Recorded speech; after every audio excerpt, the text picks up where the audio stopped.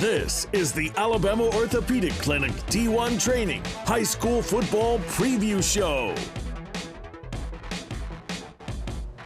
Friday Night Rivals rolling back into Mobile tonight here on UTV 44 as we're just a little bit down Old Shell Road from where we were last week, as we'll be at St. Paul's tonight for a matchup between St. Paul's and Spanish Fort. Big region battle as it is every year, it seems, when these two teams get together. Jim Cox, Dan Brennan with you here tonight. And last week, as we said, we were on Old Shell Road, and we had not seen UMS in a while. We had not seen them during this long winning streak and a bit of a slow start. But boy, you really see why UMS, back-to-back state champions, ranked #1. They just do what UMS seems to do nonstop, Dan Brennan. Yeah, and they may do it this year defensively better than they ever have. Yeah, another shutout. Yeah, another shutout, a talented team from Mobile Christian, and yet that team was held, I know, under 100 yards of total offense by a 4A power down UMS right. And when it comes to UMS, seeing is believing, right? Once you see what you see, you can't unsee it. And it's like this team is stingy, well-coached, tough, and they play as one. I don't think Terry Curtis thought they played all that great on Friday night. Some texts after the game saying, you know, and we made a lot of mistakes, but they come out, they get the shutout, but you could just see, you know, that they were maybe a little uncharacteristic, but wow. I mean, I know they got a big matchup tonight on the road against Hillcrest Evergreen, but wow, what again Team UMS has. And you talked about defensively, they've always been strong there, but boy, they're going to be fun to watch the rest of the way. Yeah, and no superstars. No. Just a lot of great kids who play really hard together. Yep, and Mobile Christian, they were going up against a tough opponent. They're going to make some noise in the region in 3A as well. They've got some players. They've got really good coaching, and we'll see how they fare in 3A. I would say just keep an eye on them until they get knocked out. They're dangerous. No question. Dr. Chris Patton back here with us again this week, and so it seems like we always talk about. I guess that's why we have the doctors here to talk about injuries. That's why, right? So ankle sprains. I mean, it's maybe the first injury a lot of people had when they started playing something, but they're probably no less common today than they were when we were all growing up, right? No, it's one of the most common reasons that athletes miss participation. Very common. Called a lateral ankle sprain particularly is very common in all kind of sports, from volleyball, football, basketball, and so we see a lot of that. So whenever you're watching a football game and a player goes down and you get the preliminary report back, you know it's an ankle, you don't want to hear the dreaded high ankle sprain. What is the high ankle sprain, and why is that so much worse than maybe the lateral ankle sprain that you were just describing? Sure, the high ankle sprain is much less common, thank goodness, but it involves a little bit, like the word says, high. It's a little bit higher above the ankle joint, but it's a very important ligament complex that can get injured. And the reason why it's so important to diagnose it and treat it properly, because it can take at least twice as long to heal in time. So there's a lot of high profile cases out there, so it's something you have to be vigilant for and to be watching for. Yeah, and it's also, and you see it a lot, it seems like you see it more at the skilled positions. Like if I'm thinking about football, it seems like you see it more at either wide receiver, running back, cornerback, something like that, than you do maybe the big fellows up in the middle. Right, you can. A lot of times that, depending how they're padded and taped up, but you can see at the big skill positions, and it can cause a significant amount of lost playing time. And it's if you do have that high ankle sprain, that's not a quick one to come back for. I know you're saying it could be twice as long, but best case scenario, you're going to miss some time, right? You're going to miss some time, and it could be 6, 8, 12 weeks. Wow. Potentially, if it's, and there's different grades of it, of course, and the higher grades can take longer and potentially require surgery. I would just guess ice early on, real important. Right, rice, rest, ice, compression, and elevation. So Vic Lockett has a theory about skinny ankles, and that's what makes players fat. Do you buy into that? He always says, look at those skinny ankles. You know he's a fast player if he's got skinny ankles. I don't know there's any research on that, but it sounds good. All right, well, Lockett, too, is a little few hours short of his medical degree. So it's not just Dan and I, unlike you. Doc, good to see you. Keep those Dr. ankles healthy. Yeah. We've got a region matchup tonight here, Spanish Fort and St. Paul's. When we come back, we're going to hear from Ben Blackman and the Toros as they travel across the bay tonight to take on the Saints right here on Friday Night Rivals.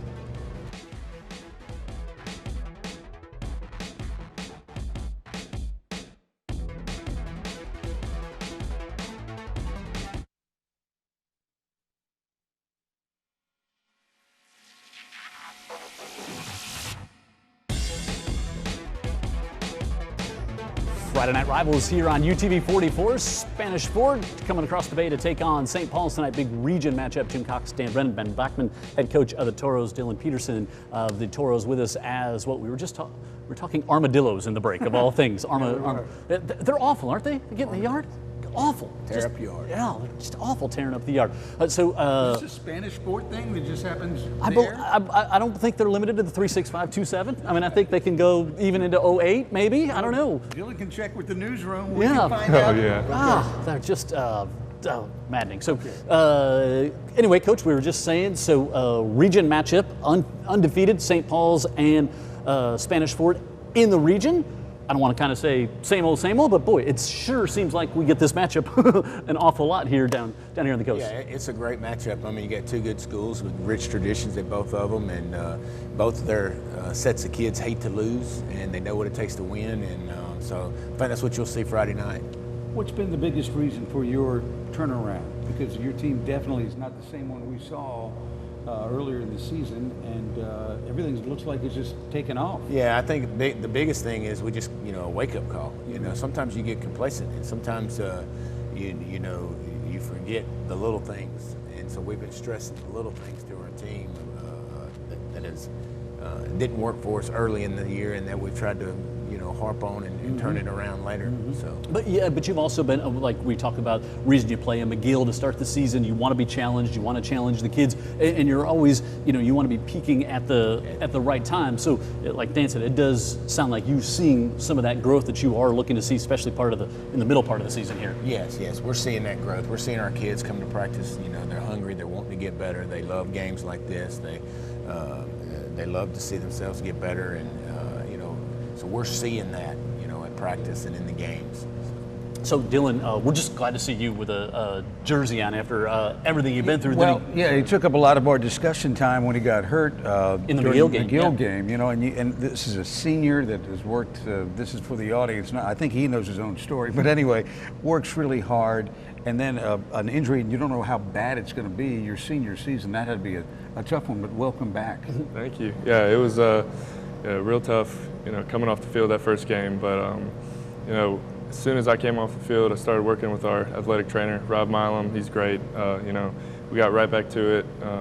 Got X-rays, got back to business as soon as we could. Got a brace on it, and now we're looking better than ever. It feels great. We could see when you came off the field, just in your face, just I don't think it was as much of the pain as just maybe not again. I mean, were you fearing that your senior season was over there in week one? Yeah, well, my sophomore season, I tore my ACL, and that was a season-ending injury. So I've definitely felt that feeling before. You feel something really weird happen and get helped off the field. It's not the best feeling, but I was just all I wanted to do was be able to play another game, and I'm just really blessed that I'm able to do that now, and it just carries on over to the field, just playing every game, thankfully. I know one thing you said, Coach, was it's going to come down to pain management, just how much pain Dylan can feel to get back out there on the field. So obviously there's a reason he's back out there for you. Yeah, Dylan is a bit of hard work, and he overcomes adversity. He's done it in the game of football, and he understands that it's hard work that's going to get it back. It's hard work that's got him to where it is, and he'll never give up. He's one of those. He's going to be successful in life just because I know what kind of kid he is, and what he's faced and how he's overcome that. So we're blessed that he's our center and that he's our leader on our team. If there's been a unit that maybe has made the most progress over the last several weeks on your team, is there one unit that stands out that's come around and is achieving at a higher level than they were earlier? Well, I think our linebackers are getting better. They're getting more comfortable in their role. Secondary, we've made some changes, and we're playing better there. Up front, the first two games, we didn't play bad in the McGill game up front. I mean, we were able to run the ball, and then when you lose somebody that you've invested all that time in, like Dylan on the offensive line, and you have to shuffle things around, and it's high school football. You don't get all those reps, and so big loss. That was a huge loss for us, and so to have him back and just have the consistency of the snap, and he's 33 on the ACT. He's smart. He knows what he's looking at. So that's a big bonus too. Talk about being a senior at Spanish Fort, obviously, and Coach mentioned it a second ago. He said, our kids expect to win, and that's a culture that's been built at Spanish Fort, and the kids are used to winning, expecting to win. Just kind of what's that feel like as a senior and being one of the leaders of this team? Well, it's definitely a big blessing to be at Spanish Fort. It's a great school, great football program. We've got amazing coaches, an amazing team. It's just the culture there. Just expecting to win. It really, changes who you are for the better. On and off the field, we're always encouraging each other and building each other up during practice, during workouts, anything we do. It's always with one common goal in mind. And if anything ever gets complacent or out of place, we always are there to hold each other accountable. Coach just said 33 in the ACT. You see some things, see a lot of things. What do you see when you look at the St. Paul's film? Well, they're pretty versatile in their blitzes and their defense. They've got some great athletes on the D-line, and overall just a solid defense. I mean, they're undefeated in region play so far, and I think you've got to have a great defense to have that. So we're just preparing for it, watching film, practicing on it, just working, getting better every day. You talked lastly about. I've been in their skull sessions. It's intense in there.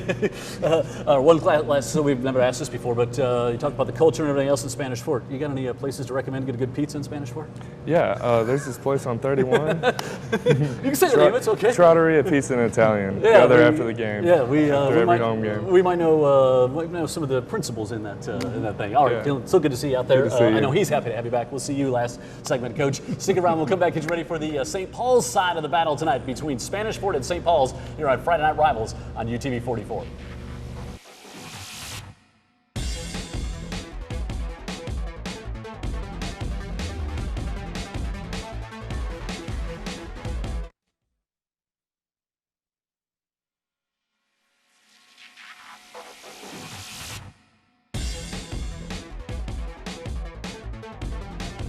Friday Night Rivals here on UTV 44. We're about 15 minutes or so away from kickoff for tonight's matchup. 6A region matchup. St. Paul's going up against Spanish Fort. We'll be at E.E. Delaney Stadium tonight. Steve Mast, the head coach of the Saints, here with us. Robert Ledoux, defensive lineman, here joining us as well. And kind of like we were just talking about, Ben, you kind of get to a point in the season. Spanish Fort, St. Paul's. It almost looks like they're always on a region collision course, which speaks volumes about both programs. It does. Even we were both back in the old 5A days. It was always a collision course. A lot of great matchups with them, and a lot of collisions. A lot of collisions. A lot of grown man collisions. I remember it. Same thing. Yeah. Some you can find on YouTube still that get watched a lot.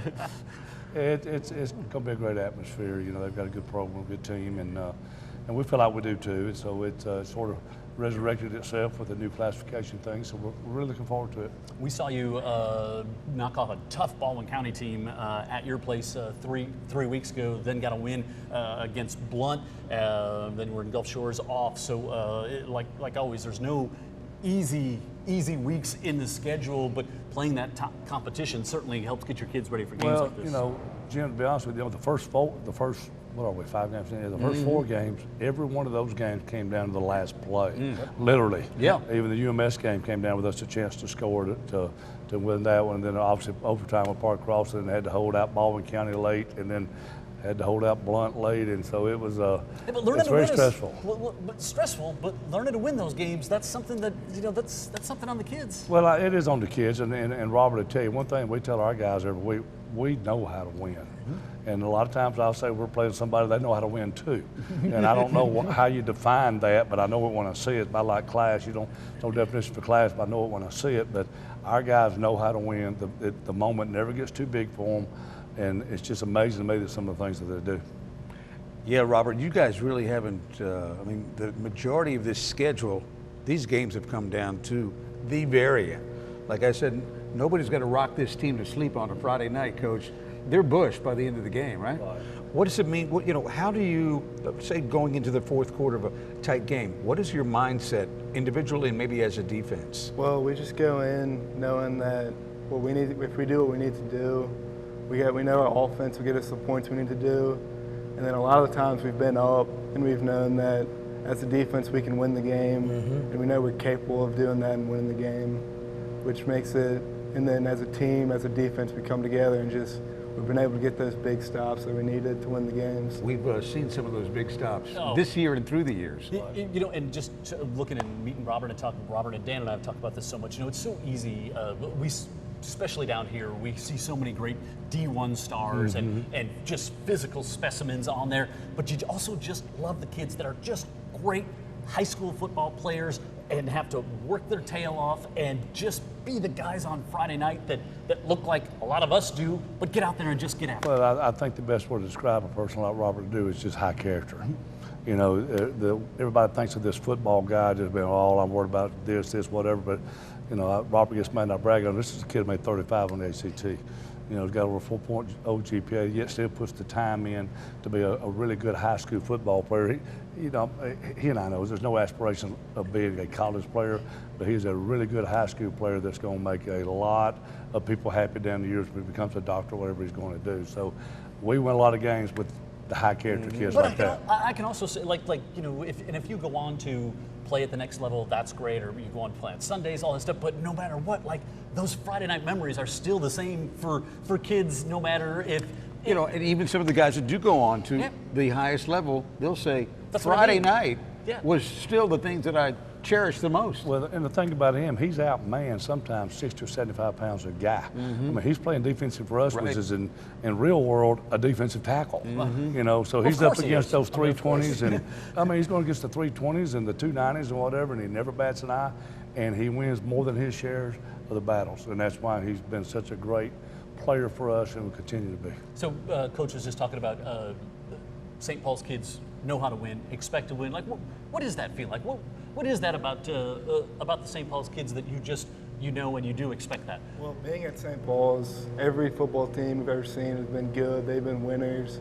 And you watch that your whole life, and then once you get there, you want to do the same thing. You want to set the same example for the kids coming after you. And then it's just, you got to be able to, you want to be the guy that wants it more than the other guy.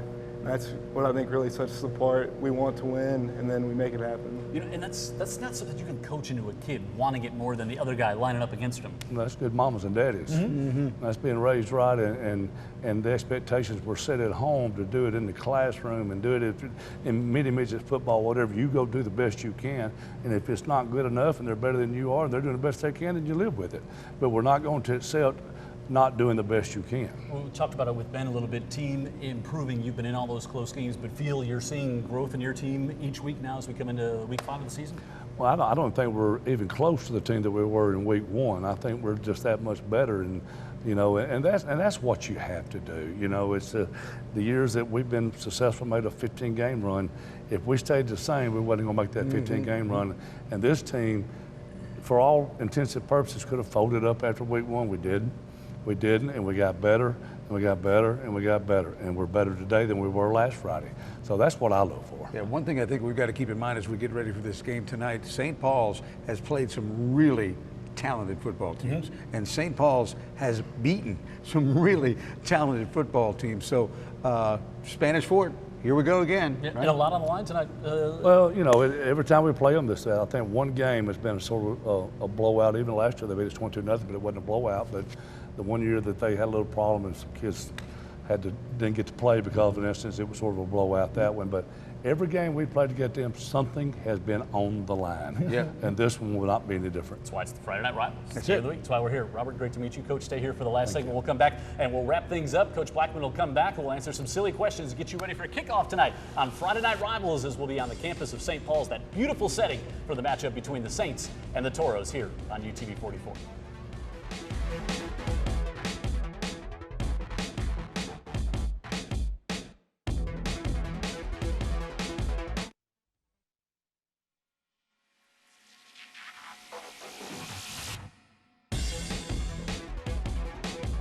Here at D1, saw David Morris, I think right before you walked in.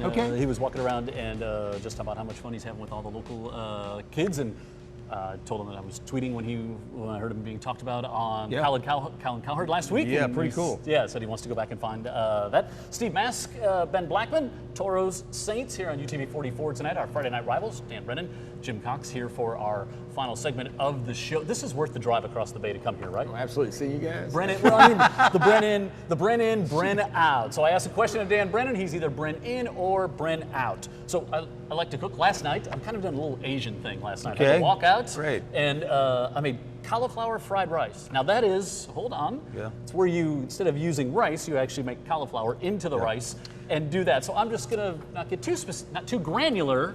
Cauliflower, Bren in, Bren out. First of all, when you get the walk out, I walk out. But I would say cauliflower, no, Bren out. No, I'm out. Out? I'll starve. It'll take a while. Let's see. That wasn't necessary. Fact. The 160th version of the Mississippi State Fair opened this week, staying on the food theme. Yeah. One of the new things this year? Yes. Rattlesnake sausage. Yes. Bren in, No. Bren out. Bren out. Would you try it? No, I'm out. Still starving. I don't even want to hear the story. You got Steve Mass turning down 2 of your dishes so I've far. lost 20 pounds in this last 2 questions. I don't even expect you're seeing cornbread angels right now, right? Let's see. My beloved Chicago Bears, first place, NFC North, 3-1. Yes. Great defense, Khalil Mack. They head across the pond to take on the Oakland Raiders in London on Sunday. Any interest to go visit jolly old London, Dan? Bren in. Yeah. Absolutely. Oh, yeah, I'm Yeah. in. You're starving and sitting at home. No visit? There's things in the United States I haven't seen I want to see first. He took that question as, do you like fish and chips? But go ahead. It's cold and dreary in London. Why do I want to go there? Right now, I want to go. Our Dr. Chris Patton would have confirmed this. I didn't ask him, but a lot of talk is always about naps, how they're great for your health, all kinds of things. Naps? At this time of my current professional life, Bren out. But you took one on my couch during the football season. Well, that happened. It's a different story. Different story. I blame You can Brad find time Paisley. for a nap. I'll take A nap. Take a nap. Oh, every day. Yeah, I did too. Every day. I try to get one, like 20-minute nap. Okay. That's part of being fat and old. You get to do that. All right, I'm going to save our Wrap it up. That's it. Kickoff comes up next. Spanish Fort and St. Paul's tonight. 6A region matchup. They're both undefeated. We'll find out who stays that way coming up tonight from E. Delaney Stadium.